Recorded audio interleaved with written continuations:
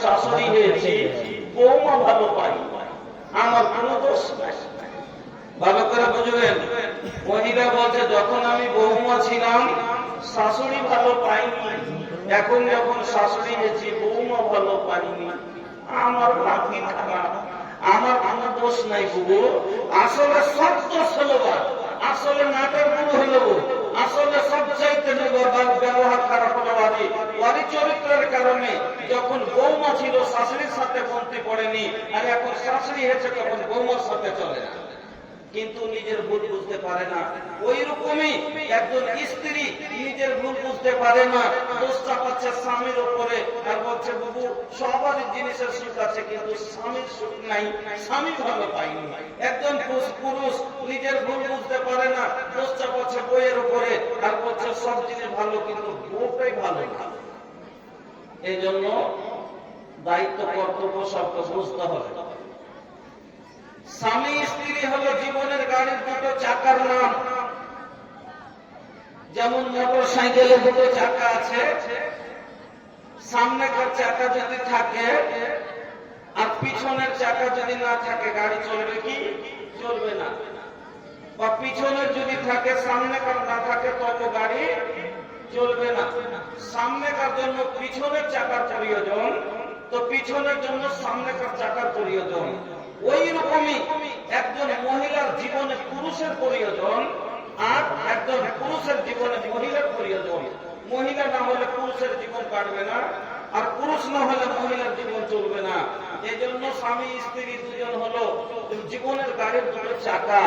তবে ভাই গাড়ির চাকা দুটোই কিন্তু একরকম বরাবর হয়, একরকম বরাবর হয়। দুটা আমি যদি গাড়িতে সামনে একটা চাকা মোটর সাইকেলের, সামনেকার চাকাটা দিই মোটর সাইকেলের, আর পিছনের চাকাটা দিকে একটা তো চলবে না। পিছনের চাকাটা দিকে একটা তো চলবে কি? চলবে না। তো ওই রকমই স্ত্রী আর স্বামী দুজন যদি দুরকম হয় তো সংসার ভালোভাবে চলবে না। যেমন গাড়ির দুটো চাকা, ট্রাক্টরের চাকা, আর বাসের চাকা, তো সাইকেলের চাকা দিলে সাইকেল বরাবর চলবে, মোটর সাইকেলের চাকা হলেও বরাবর চলবে, ট্রাকের চাকা হলেও নিজে বরাবর চলবে। ওই রকমই যে যেরকম তার সাথে সেরকম যদি জোড়া মিলা যায়, মিলে পরিবার জিন্দগিটা ভালোভাবে চলবে। আল্লাহ তাআলা কোরআনে বলছেন, বিসমিল্লাহির রহমানির রহিম, আল খাবিসাতু লিল খাবিসিনা ওয়াল খাবিসুনা লিল খাবিসাত ওয়াত তাইয়্যিবাতু লিত তাইয়্যিবিনা ওয়াত তাইয়্যিবুনা লিত তাইয়্যিবাত। একটা অভদ্র ছেলের সাথে যদি একটা অভদ্র মেয়ে হয় তাহলে এরা দুজন হবে একরকম। ছেলেটাও অভদ্র, ছেলেটাও হলো বদকার, মেয়েটাও হলো বদকার, মেয়েটাও হলো বদকার, ছেলেটাও হলো বদকার। দুইজনই একরকম, তাহলে দুইজনের জীবনে একরকম ভাবে চলে যাবে। কেন ও বদকার কি অবদকার, ছেলেটাও বেনামাজি, মেয়েটাও বেনামাজি, এদের জীবন হবে একরকম, দুজনাই চলে যাবে। কেন ইও নামাজে পড়ে না, ও নামাজে পড়ে না। ওই রকমই ছেলেটা যদি পরেজগার হয়, মেয়েটাও পরেজগার হয়, তাহলে এদের জীবন হবে একরকম। ছেলেটাও দিনদার, মেয়েটাও দিনদার, ছেলেটাও নামাজি, মেয়েটাও নামাজি, দুইজনই একরকম ভাবে চলবে। কিন্তু দুইজন যদি দুরকম হয়ে যায়, একজন হয়ে যায় দিনদার আর একজন হয়ে যায় বদকার, তাহলে কিন্তু গাড়ির দু চাকা দুরকম হলে যেমন সব গাড়ি টলমল করবে, ওরকম এদের সংসার টলমল করবে। এই জন্য দুজনের স্বামী স্ত্রী দুজনকে একরকম হতে হবে, তাইলে সংসার সুখ হবে। স্বামী স্ত্রীকে দুজনকে একরকম হতে হবে, মেজাজ দুজনকে হক জানতে হবে, দুজনকে মেজাজ একরকম করতে হবে। তা আসেন তাহলে স্বামী আপনার উপরে কয়টা বাঁকা রাখে? 6টা হাদিস আপনাকে শোনাবো মা বোন, একটু ভালো করে লক্ষ্য করে শুনবেন। যারা বলছেন যে পুরুষ নিয়ে সুখে নাই, স্বামী নিয়ে সুখে নাই, মারছে, গাল দিচ্ছে, আজকে আপনাকে আমি 6টা হাদিস শোনাচ্ছি। এই 6টা হাদিসের উপরে যদি আমল করতে পারেন, জীবনে কোনদিন স্বামীর মার তো দূরের কথা, স্বামীর একটা বড় শব্দও শুনবেন না ইনশাআল্লাহ। জীবনে স্বামীর একটা বড় শব্দও শুনতে হবে না। তার জন্য আপনাকে স্বামীর 6টা হক আদায় করতে হবে। স্বামীর হক হলো স্ত্রীর উপরে 6খানা। স্বামীর হক আপনার উপরে, আপনার স্বামীর হক হলো 6টা। এই 6টা হক কি কি আদায় করতে হবে? আসেন 1 নম্বরে আপনাকে বয়ান করি। প্রথম হক, স্বামীর খিদমত করতে হবে। প্রথম হক হলো স্বামীর খিদমত। যেমন একটা আপনাকে উদাহরণ দিচ্ছি। আপনি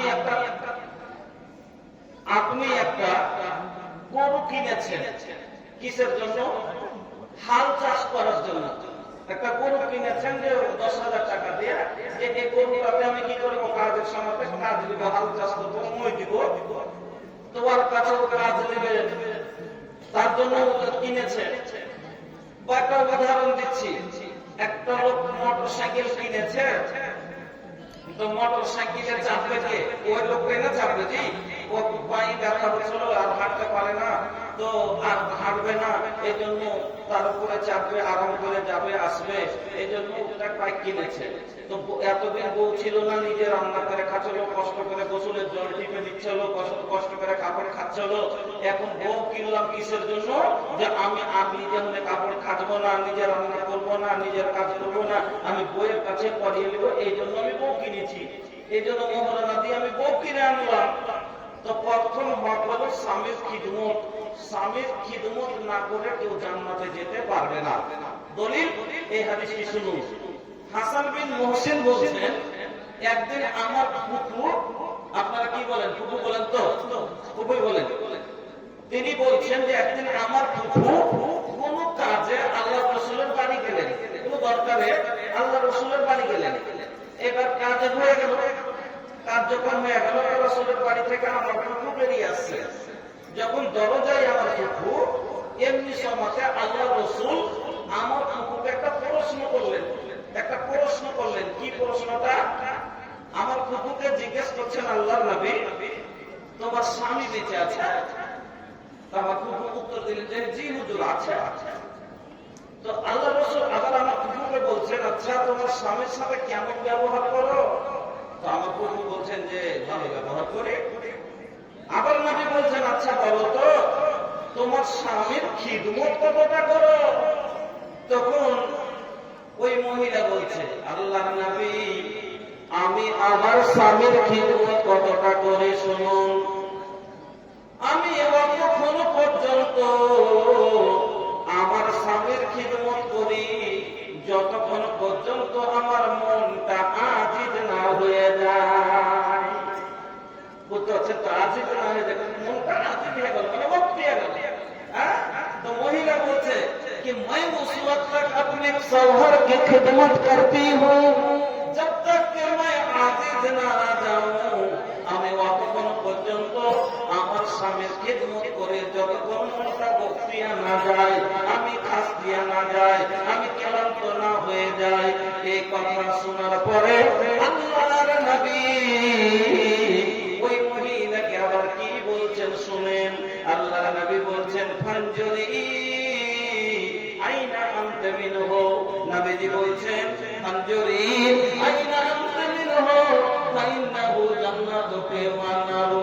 ও আল্লাহর বান্দি, ও মহিলা, তুমি যে বলছো তোমার স্বামীর খিদমত করতে করতে তোমার মন আজিজ হয়ে যায়, বলো তো এখন চিন্তা করো, এখন দিমাগটা নাড়াও, এখন একবার ফিকির করো, এই খিদমতে তোমার স্বামী কি রাজি হয়?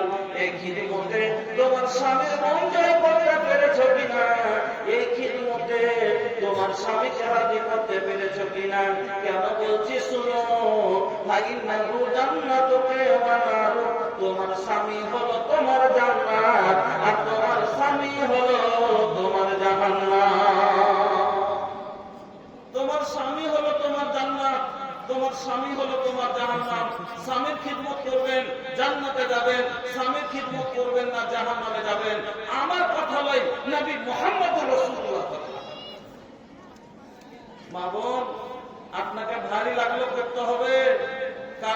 থেকে কিনে নিয়ে এসেছে। আজ খিদমতে আমার মা বোন খুব পিছে, বর্তমান খিদমতে আমার মা বোন খুব পিছে। বুঝে কালু মা দুটো ভাত দাও, বুঝে ছাইলা সুপাশি একটু ফিরে দাও, নিজে আর বুঝে দিল না। বুঝে রমজানের মা এক মোটা দাও দাও, বুঝে এখন একটু গোবর ঘেটেছে তুমি নিজে লিয়া দাও। ও নিজে হাত ধুবেন না। ওই আমার মা বোন ভালো করে শুনে যান, আল্লাহর নবী বলছেন মহিলারা রে, এমন সময় তোমার স্বামী তোমাকে ডাক দিল, এমন সমাজে তোমার স্বামী তোমাকে ডাকলো, হাত্তা আলাক্তান নূর, তুমি চুলার গোড়ায় আছো, তুমি চুলার পাড়ে আছো, তোমার একটা রুটি খোলাই আছে আর একটা রুটি হাতে ঝুলতে আছে। ওই সমাজে যদি তোমার স্বামী তোমাকে ডাক দিয়া দেয়, ও সাতারা ও মাস্তারা ও জরিনা রহিমা আঞ্জেরা শোনো, তুমি এখানে এসো। আল্লাহর নবী বলছেন হাতের লই ভেঙে দাও, রুটি ছেড়ে দাও, রুটি জ্বললে জ্বলুক, তোমার স্বামীর মন জ্বলায় না। রুটি জ্বললে জ্বলুক কিন্তু তোমার স্বামীর মন জ্বলায় না। ওই সময় তো বাহানা করা যাবে না যে আমরা যে রুটিকে তুলে নিয়ে আমি তখন আকার করে আছি, তো তুমি কি দেখতে পাও না? এই কথাটা চলবে না। আল্লাহ রাসূল বলেছেন তোমাকে যেতে হবে। স্বামীর হক, প্রথম হক হলো স্বামীর খিদমত করতে হবে। এবার বলবেন মৌলভী সাহেব স্বামীর খিদমত করে কি পাবো? যে এত খিদমত করবো তো বললাম না জান্নাত পাবেন। কত মজার হাদিস আল্লাহ রাসূল খিদমত করনে ওয়ালির লেগে বাইরে বলেছেন, কত সুন্দর হাদিস, এটাও শুনেলে। আল্লাহর নবী জনাবে মুহাম্মদুর রাসূলুল্লাহ একবার অন্তর খুলে পড়ুন সাল্লাল্লাহু আলাইহি ওয়াসাল্লাম। নবীজি বলেন আল মারাতু ইযা সাল্লাত খামসাহা ওয়া সামাত সাহরাহা ওয়া আহসানাত ফারদাহা ওয়া আতাআত বালাহা ফালতাদখুল মিন আইয়ি আবওয়াবিল জান্নাতি সাআত। ও আল্লাহর জমিনের মুমিনেরা, ও আমার মা বোনেরা শুনুন, বিশ্বনবী বলেন মহিলারা রে, চারটা কাজ যদি আল্লাহর জমিনে করতে পারো, চারটা কাজ যদি আল্লাহর জমিনে করতে পারো, আখিরাতের দিন তোমার জন্য 8টা জান্নাতের দরজা খোলা। চারটা কাজের বিনিময় জান্নাতের 8টা দরজার মা খোলা হবে। কি চারটা কাজ? আল্লাহর নবী বলছেন, এক নম্বরে বললেন আল মারাতু ইযা সাল্লাত খামসাহা, মহিলারা রে যারা 5 ওয়াক্ত সালাত আদায় করবে কোনদিন ফরজ নামাজ ছাড়বে না। আজ ফরজ নামাজে মহিলারা নাই, ফরজ নামাজ 35 বছর বয়স হয়ে গেল, 40 বছর বয়স হয়ে গেল, এখনো 5 ওয়াক্ত নামাজি হতে পারেনি। 50% কথা 75% বেনামাজি। নামাজের কত গুরুত্ব রে মা শুনেন। মুয়াত্তা ইমাম মালিকের হাদিসটি আছে, একটু ভালো করে শুনবেন। আম্মা আয়েশা বলছেন যে মহিলারা, আমার যুগের মহিলারা, রাসূলের যুগের মহিলারা নামাজের কত গুরুত্ব রাখত, কত নামাজের খেয়াল রাখত। যখন মহিলাদের মাইনা হতো, মিস হতো, পিরিয়ড আসতো, যখন মাসিক হতো, মহিলারা খালি ভালো হওয়ার অপেক্ষা করত যে কখন ভালো হবে আর কখন নামাজ পড়বো। এই জন্য যে খোঁজে দেখতো একটু ভালো হওয়ার মতো লাগছে। আম্মা আয়েশা বলছেন মহিলারা তুলাই মুছে মুছে আমাকে দেখাইতে আসতো যে ভালো হয়েছে কিনা। কেন? যদি ভালো হওয়ার পরে নামাজ ছুটে যায় তাহলে ওই গুনাহ হয়ে যাবে। আমার নামাজ ছুটে গেলে আমি পাপের ভাগীদারি হয়ে যাব। এই জন্য আমার নামাজ না ছুটে যায়। যেমনই দেখেছে একটু ভালো হওয়ার মতো লাগছে, ভালো হয়েছে কি হয়নি বুঝতে পারে না, তার জন্য কি করতো তুলাই মুছে মুছে আম্মা আয়েশাকে দেখাইতো, আম্মা দেখে তো ভালো হয়েছে কিনা, নামাজ পড়া যাবে কি যাবে না। আল্লাহু আকবার। কত নামাজের গুরুত্ব রাখতো। আর আজ আমার মা বোনেরা 35 পার হয়ে গেল, ফরজ নামাজের কোনো ঠিকানা নেই। 2 নাম্বার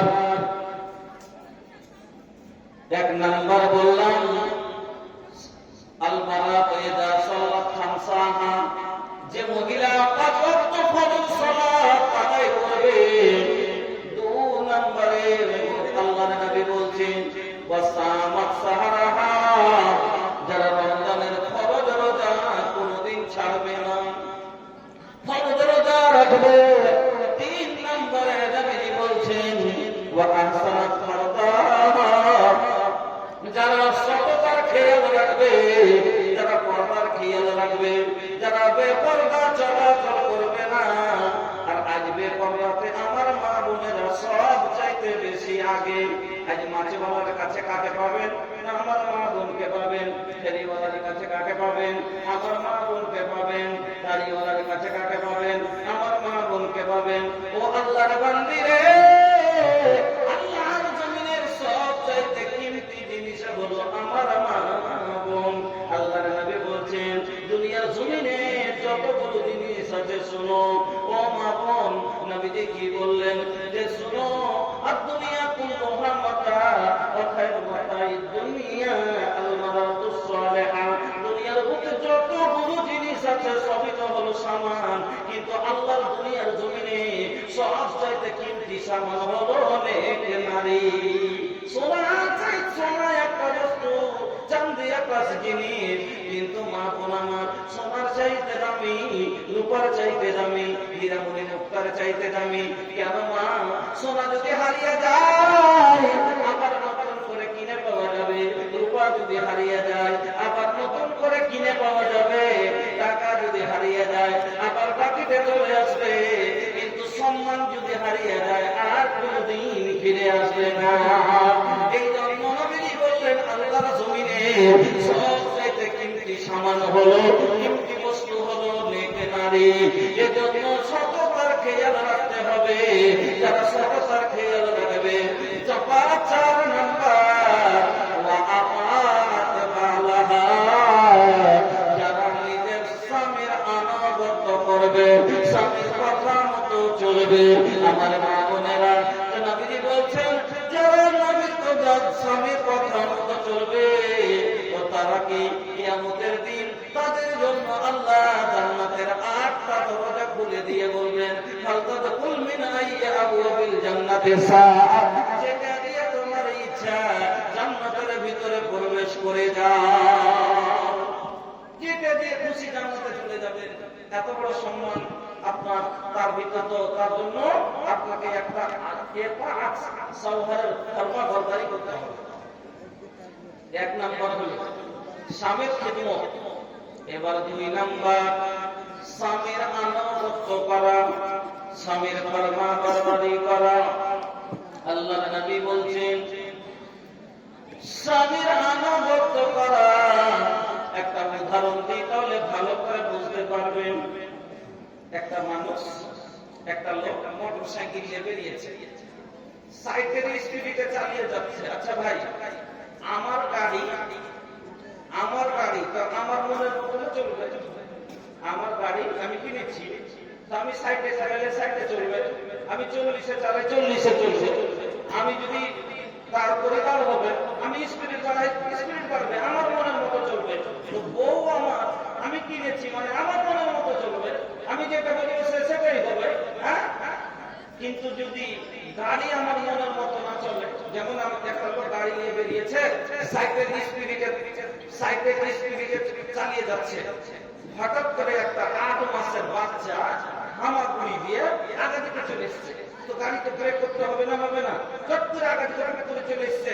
এবার চট করে গাড়ি থেকে ব্রেক দিল, কিন্তু হ্যান্ড সমাতে ব্রেক ফেল, গাড়ি ব্রেক ফেল, লাগলো না ব্রেক।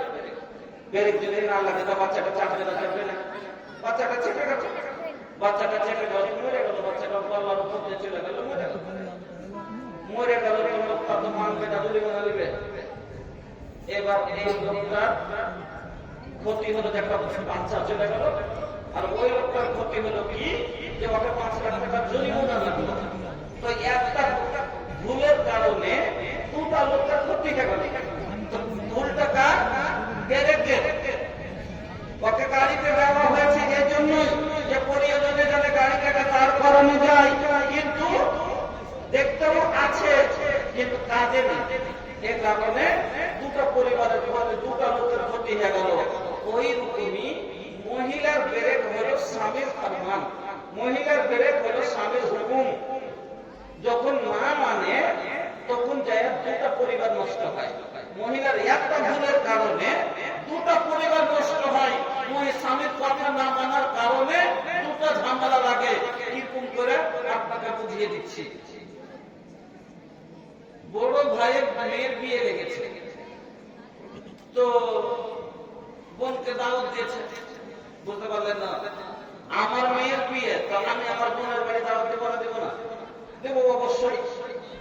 তো বোনের বাড়ি দাওয়াত দিয়েছে, দাওয়াত দিয়েছে। তো বোন জামাই বাড়িতে ছিল না। এবার যখন বাড়ি এসছে তো বলছে, ওগো শুনছো, বড় দাদার মেয়ের বিয়ে, তো দাওয়াত দিয়ে গেছে। দিয়েছে দিয়েছে, আমি যাবো না। বলছে কেন তুমি যাবে না? আমি যাবো না, আর তুমিও যাবে না, আমিও যাবো না, তোমাকে যেতে দেবো না। একটু রাগ আছে। রাগ মানে কি? এই যে আমরা ভালো কাজ করি, তো 2.5 বিঘা বাবার সম্পত্তি পেত, মাত্র 1 বিঘা দিয়েছে, 1.5 বিঘা যায়নি, বেমানি করেছে।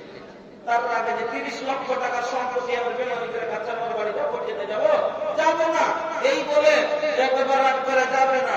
ওকে বলছে যে তুমিও যাবে না, তোমাকে আমি যেতে দেবো না। বলছে তারপর জিতে গেলে বলছে আমি যাবো, ও দেখছে না আমি যাবো।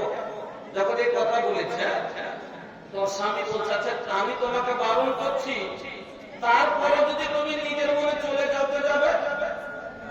এবার স্বামী কোথাও গেছে, নিজের মনে বেরিয়ে গেছে যে চলে যাবো। কেন পারে আপনি রাগ মাটি নিজের মনে চলে গেছে। নিজের মনে যখন চলে গেল, ব্রেক করেছিল কিন্তু ব্রেক লাগলো না, চলে গাড়ি আগে হয়ে গেল। তো এবার নিজের মনে চলে গেল, বিয়ে শেষ হয়ে গেছে, আমি আর যাই না। এখন নিজের মনে গেছিস, নিজের মনে আসিস না আসবি, কখন আসবি না আসিস না আসবি। এবার 8 দিন 9 দিন যখন ওদিকে হয়ে গেছে, ওর দাদাকে বলছে, দাদা মনে হয় যে আমি তোর আসে না, চল আমাকে থুই আই। দাদা কি বলবে, তুই কি বেশি হয়ে গেছিস, ডাকলা না, দেখি কয়েকদিন আসে না, দরকার আছে কি নাই। এবার এদিক থেকে এই বলছে যে আমি আনতে যাবো না, ওদিক থেকে দাদা বলছে তবে ছুটে যাবো না। এই করতে করতে 4-5 মাস হয়ে গেল, রাগারাগিতে 4-5 মাস হয়ে গেল। 4-5 মাসের মাথাতে এবার কি করবে, কতদিন বোনকে বাড়তে রাখবে। এখন কেস করতে গেছে, লোকজন মাস করে দিয়েছে, কেস পার যে নিয়ে যায় না, ভরণ পোষণ যায় না। তখন এদিক থেকে দুলাভাই কেস করেছে যে আমার বউ আটকে রেখেছে, খাই না।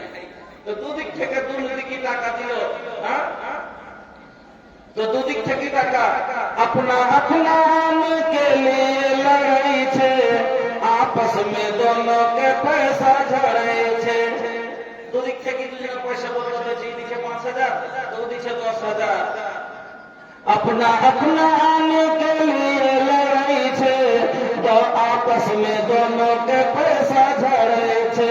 अरे बर्बाद होए छे माल मकान, है रे मुसलमान, है रे मुसलमान। तो দুজনা বরবাদ হলো কিসের কারণে? মহিলার একটা ভুলের কারণে। যদি মহিলা যখন করে চলে না যাবে না, ব্রেক করে চলো, রুখে চলো, খালি যদি স্বামীর কথাটা মেনে নিত, তাহলে পরে সংসারটা বরাবর হতো না। আমার মা বোন, এই জন্য 2 নম্বর হলো স্বামীর আনুগত্য করা, স্বামীর ফরমাবরদারি করা, স্বামীর কথা মতো চলা। আল্লাহ রাসূল ভালো মহিলার 3টা গুণ বয়ান করেন। ভালো করে শুনেলেন, ভালো মহিলার 3টা গুণ আল্লাহ রাসূল বয়ান করলেন। 3টা গুণ কি ভালো মহিলার? এই 3টা গুণ যদি আপনার ভিতরে থাকে, আল্লাহর জমিনের আপনি হলেন ভালো মহিলা। আর যদি এই 3টা গুণ আপনার ভিতরে না থাকে, তাহলে পরে আল্লাহর জমিনের ভালো মহিলা হতে পারেননি। কি 3টা গুণ? 1 নাম্বার, আল্লাহর নবী বলছেন আল্লাতি তাসররু জানা যারা। 2 নম্বরে নবী বললেন ওয়াতুতিউহু ইযা আমারা। 3 নম্বরে নবী বললেন ওয়ালা তুহালিবুহু ফি নাফসিহা ওয়া মালিহা বিমা ইয়াকরাহু। প্রথম গুণ, আল্লাহর নবী বলছেন ভালো মহিলার 1 নম্বর গুণ হলো আল্লাতি তাসররু ইযা নাযারা। যখনই তার স্বামী তার দিকে দেখবে আনন্দ পাবে, যখনই তার স্বামী তার দিকে দেখবে আনন্দ পাবে। আর একটা স্বামী আনন্দ কখন পাবে? যখন ওদের মুখে খেলেও হাসি থাকবে, না খেলেও হাসি থাকবে। কষ্ট থাকবে ভিতরে, কষ্ট থাকলো মুখে ফুর্তি থাকবে। আমার মা বোনেরা, আল্লাহ নবী বলছেন ভালো মহিলার পরিচয় যে আল্লাহকে রাসূল হয়ে জানা যারা যখনই তার স্বামী তাকে দেখবে আনন্দ পাবে, বিদেশ থেকে আসবে দেখবে আনন্দ পাবে, মাঠ থেকে আসবে দেখবে আনন্দ পাবে, মাদ্রাসা থেকে আসবে দেখবে আনন্দ পাবে, কাজ কিছু বিদেশ থেকে নিয়ে আসলেও দেখে আনন্দ পাবে, না দিয়ে আসতে পারলেও দেখে আনন্দ পাবে। মানে সব সময় স্বামীকে খুশি রাখার চেষ্টা করবে। যদি কষ্ট পাহাড় ভিতরে ভাঙবে, মনের ভিতরে ভাঙবে, নিজের কষ্টকে বুকের ভিতরে চেপে আর স্বামীকে আনন্দ রাখার চেষ্টা করবে। এটা হলো ভালো মহিলার পরিচয়।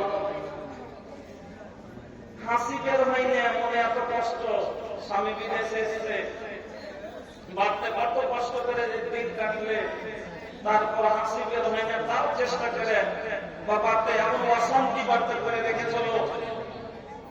বাইরে যখন ছিল স্বামী, তখন বাড়ির লোকে ওকে এত কষ্ট দিয়েছে, অশান্তি করে রেখেছিল। স্বামী বাড়ি আসবে তো অন্য অন্য মহিলারা বলে মুখে এই বড় করে ফুলিয়ে যদি আগে বসে থাকে যে আসুক না সব এক এক করে শোনাবো, হ্যাঁ যা করেছে, আর মুখটা করে এইরকম বড় করে ভারী করে বসে আছে, এক বাচ্চা গোবরের মতন করে মুখটাকে কাব্বা করে নিয়েছে। তো আসার পরে যে দেখে স্বামী আনন্দ পাবে না কষ্ট পাবে? কষ্ট পাবে। বাহার চাষ করে এসছে, আসার পরে যদি দেখছে সবের মজা করে উল্টা করে দাঁত ভেঙে নিয়েছে, তো আনন্দ পাবে না কষ্ট পাবে? কষ্ট পাবে। কিন্তু বাড়ি থেকে গেছে তখন বাড়তে পারতে ভালোভাবে খেতে করতে পাই না, তার কারণে মনে দুঃখে কাঁদছিল। কিন্তু যখন বাড়ি থেকে ফিরে আসছে কাজ থেকে, যদি দেখছে হাসি বের হয় না, তারপর মুখটা থেকে খালি হাসবার চেষ্টা করছে, মুচকি মেরে মেরে হাসছে। এটা হলো ভালো মহিলার পরিচয়। যে ভিতরে কষ্ট যদিও থাকে, খেতে পাই করতে পাই না, অন্যান্য কষ্ট ভিতরে চাপা রেখে স্বামীকে বুঝতে দেবে না, তার জন্য হাসি না বের হলো, স্বামী যাতে কোনো কষ্ট পায় না, কষ্ট না পায় আমাদের দেখে, এই জন্য কি করবে? ও সবসময় স্বামীকে আনন্দ রাখার চেষ্টা করবে। এই কথা নবীজি বললেন, আল্লাহ রাসূল হয়ে যারা যখনই তার স্বামী তাকে দেখবে আনন্দ পাবে। 2 নাম্বার, আল্লাহ নবী বলছেন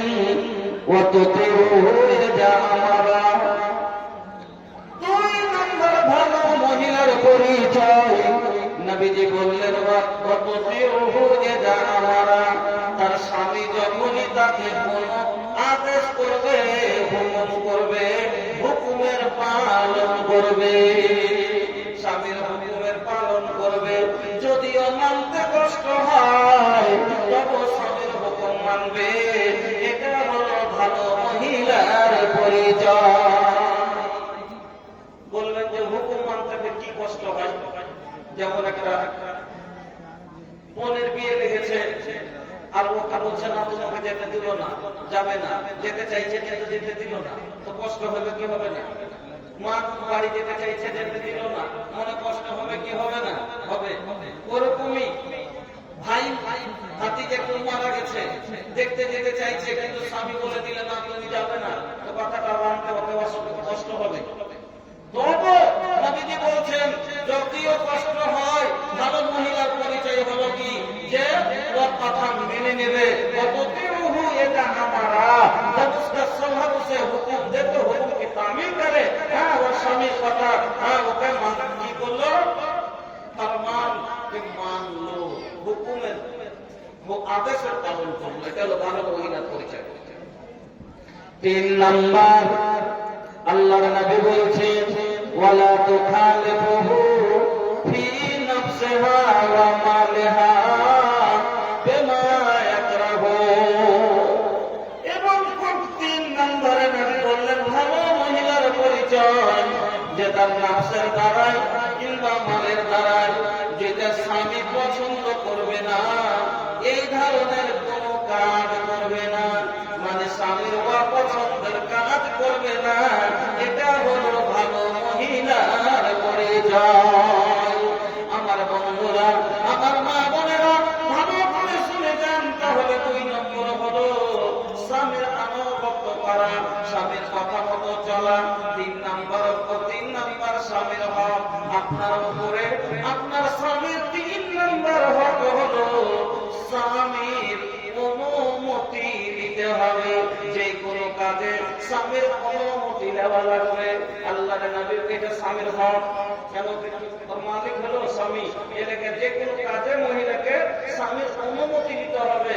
এমনকি আল্লাহ রাসূল বলছেন, লা ইয়াহিল্লু লিল মারাতি আন তাসুমা ওয়া জাওজুহা শাহিদুন ইল্লা বিইذনি। লা ইয়াহিল্লু লিল মারাতি, কোন মহিলার জন্য হালাল নয়, জায়েজ নয়, বৈধ নয় যে রোজা রাখবে। রোজা নাফল রোজা, ফরজ রোজাতে স্বামীর অনুমতির প্রয়োজন নাই। আল্লাহর হুকুমের উপরে কাউরির অনুমতি লাগে না। কিন্তু মা বোন আমার, যদি আল্লাহর জমিনে কোন মহিলা নাফল রোজা রাখতে চায়, যেমন ফরজ নাফল রোজার পরে শাওয়াল মাসে 6টা ফরজ নাফল রোজা রাখে, শাওয়াল মাসে 6টা নাফল রোজা রাখে, তারপরে মাসে মাসে অনেক মহিলারা 3টা করে নাফল রোজা রাখে। এই ধরনের রোজা যদি মহিলারা রাখতে চায়, আর তার স্বামী মজুদ আছে, বেঁচে আছে, প্রেজেন্ট আছে, আল্লাহ রাসূল বলছেন স্বামীর অনুমতি ছাড়া যদি মহিলা রোজা রাখে তার জন্য রোজা হবে না। রোজা রাখাটা নেকির কাজ, রোজা রাখাটা নাফল রোজা রাখাটা নেকির কাজ কিনা ভাই? নেকির কাজ। তারপরও মহিলা যদি নাফল রোজা রাখতে চায় তো স্বামীর অনুমতি নিতে হবে তাকে। এবার স্বামীর অনুমতি যদি রোজা রাখার জন্য নেকির কাজ করতে অনুমতি লাগে, অন্য কাজের জন্য অনুমতি লাগবে না? লাগবে না। আল্লাহু আকবার। বিনা অনুমতিতে এখানে চলে যাচ্ছে। বাড়ি এসে বলছে যে তোর মা কই রে? তো কইছে ব্যাংক গেছে। বলছে কার সামনে গেল? বলছে মামার সামনে। বলছে তোর মামা এসছে নাকি? বলছে না, ওই মামা। বলছে ওর সাথে গেল? আচ্ছা ঠিক আছে। বাড়ি এসে তখন বলছে এই কোথায় গেছিল? তো ব্যাংকে গেছে। তো কার সাথে? না তো অমুকের সাথে। যে তুমি ওর সাথে কাকে বলে গেলে? তুমি যে ব্যাংক চলে গেলে, তুমি কাকে বলে গেলে? তখন আমি তখন 7 আলগার সাথে চলে গেছো, নিজের খালাতো ভাইয়ের সাথে গেছো, তাকে এতবার কাকে বলতে হবে? 7 আলগার সাথে চলে গেছো নাকি খালাতো ভাইয়ের সাথে গেছো? তো এতবার তো কয়ে যেতে হবে। আল্লাহু আকবার। মাগন ভালো করে শুনুন, কোন মহিলার উপরে যদি হজ ফরজ হয়ে যায়, কোন মহিলার উপরে যদি হজ ফরজ হয়ে যায়, আর তার সাথে যদি মুহরিম না থাকে, তার নিজের বাবা নাই, তার নিজের ভাই নাই, তার নিজের মামু নাই, তার নিজের কাকা নাই, তার নিজের ভাগ্নে নাই, তার নিজের ভাতিজা নাই, নিজের নানু নাই, নিজের দাদু নাই, অর্থাৎ যার সাথে বিয়ে হারাম, এই মুহরিম গুলো নাই, কেউ নাই। আর মহিলার উপরে হজ ফরজ হয়ে গেছে, আল্লাহর নবী বলছেন ওই গায়ের মুহরিমের সাথে, খালাতো ভাইয়ের সাথে, মামাতো ভাইয়ের সাথে, ফুফাতো ভাইয়ের সাথে, অন্য পড়োশির ভাইয়ের সাথে, নিজের খালাতো ভাইয়ের সাথে ফরজ হজ পর্যন্ত করতে পারে না। ফরজ হজ পর্যন্ত মহিলা করতে পারে না। খালাতো ভাইয়ের ফরজ হজ যদি না করতে পারে, খালাতো ভাইয়ের সাথে যদি ফরজ হজ ফরজ না করতে পারে, তাহলে খালাতো ভাই আনতে গেলে খালাতো ভাইয়ের সাথে কেমন করে পেটা যায়? পেটেছে না পেটে নে? খালাতো ভাই আনতে গেল আর খালাতো ভাইয়ের সাথে পেটে দিলে মোটরসাইকেলে বসে। আর যদি খালি না পেটাই, যে না পেটাবো না,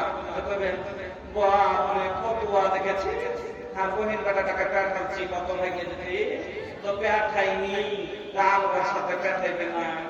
তো আচ্ছা, হজের মতন 5 জায়গাতে যাওয়া যদি নিষেধ হয়, তাহলে এই যে 22 কিলোমিটার একটা খালেতো ভাইয়ের সাথে মোটরসাইকেলে বসে এক লাইনের জন্য চলে যাবে, কি ভালোভাবে যাবে আর গেলের দিকে আছে। এই জন্য আল্লাহ নবী বলছেন, ও আমার মা বোন, 3 নাম্বার আপনার উপরে আপনার স্বামীর হক। 3 নাম্বার হক হলো যে কোনো কাজে স্বামীর অনুমতি নিতে হবে, স্বামীর অনুমতি নেওয়া লাগবে। এবার 4 নাম্বার শুনুন, 3টে হয়ে গেল, 6টা কথা বলবো বলেছি, কোথায় না 3টে কথা বলবো, 6টা কথা বলবো বলেছি। আর কোথায় না ছিল 10-20 মিনিট, একটু দামের। 1 নম্বরে কি বললাম? স্বামীর খিদমত করতে হবে আপনাকে, এটা আপনার উপরে আপনার স্বামীর হক আছে। 2 নম্বরে কি? স্বামী আপনাকে কিনেছে, স্বামীর মনের মতো আপনাকে চলতে হবে, স্বামীর অনুমতি না, স্বামীর ফরমাবরদারি করতে হবে, স্বামীর ফরমান মানতে হবে, স্বামীর হুকুম মানতে হবে। এটা হলো 2 নম্বর হক। 3 নম্বর হক হলো কি? যে যে কোনো কাজে স্বামীর অনুমতি নিতে হবে। এটা হলো স্বামীর 3 নম্বর হক। অনুমতি নিতে হবে স্বামীর কাছে, যেন আপনার মালিক হলো। এবার 4 নাম্বার, স্বামীর মাল মহিলা নিজের মনে খরচ করতে পারে না। স্বামীর মাল যদি মহিলা খরচ করতে চায়, তাহলে স্বামীর অনুমতি নিতে হবে। স্বামীর অনুমতি ছাড়া স্বামীর মাল মহিলা নিজের মনে খরচ করতে পারবে না। স্বামী ইনকাম করে টাকা পাঠাচ্ছে, নিজের মনে শাড়ি কিনে নিচ্ছে, নিজের মনে হাড়ি কিনে নিচ্ছে, নিজের মনে এটা কিনে নিল, নিজের মনে ওটা কিনে নিল, নিজের মনে খরচ করে দিল। এই ধরনের কাজ স্বামীর অনুমতি ছাড়া স্বামীর মাল মহিলা খরচ করতে পারবে না। হাদিস শুনুন, আল্লাহর নবী বলছেন, লা তুনফিকুল মারআতু শাইআন মিন বাইতি যাওজিহা ইল্লা বিইذনি যাওজিহা। মহিলা তার স্বামীর বাড়ির মাল স্বামীর অনুমতি ছাড়া যেন খরচ না করে। যদি স্বামীর অনুমতি নিয়ে যত পারবে খরচ করবে। যদি স্বামী অনুমতি দেয়, 1 টাকার জায়গায় 1 লাখ টাকা খরচ করতে পারো। আর স্বামী যদি অনুমতি না দেয়, স্বামীর বাড়ির ভাত কাউকে খেতে দিতে পারবে না। আল্লাহ রাসূল বলছেন যে মহিলা স্বামীর অনুমতি ছাড়া স্বামীর মাল খরচ করতে পারবে না। চট করে তখন একজন প্রশ্ন করছিল আল্লাহ রাসূলকে, এই ইয়া রাসূলুল্লাহ আল্লাহ রাসূল, আপনি যদি খেতে দেয় এই জন্য কথাটা কত সুন্দর দেখেন।